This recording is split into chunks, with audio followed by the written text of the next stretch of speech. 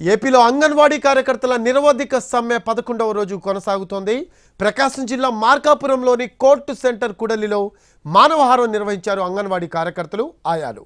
దీంతో ట్రాఫిక్ తీవ్ర అంతరాయం కలగడంతో ఏఐటియుసి, సిఐటియు యూనియన్ నాయకులను అరెస్ట్ చేశారు పోలీసులు.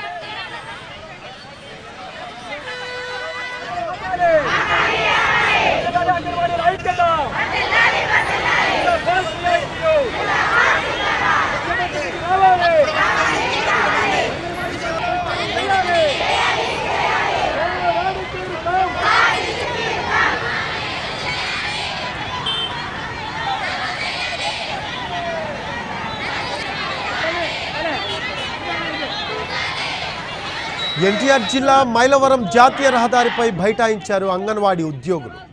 విజయవాడ నుంచి ఛత్తీస్గఢ్ జాతీయ రహదారిపై వంతెన వద్ద బైఠాయించడంతో భారీగా ట్రాఫిక్ స్తంభించిపోయింది. దీంతో సంఘటనా స్థలాన్ని చేరుకుని వారికి అక్కడి నుంచి తరలించేందుకు ప్రయత్నించారు పోలీసులు. ఈ క్రమంలో సిఐటియు నాయకులు, పోలీసుల మధ్య వాగ్వాదం చోటు చేసుకుంది.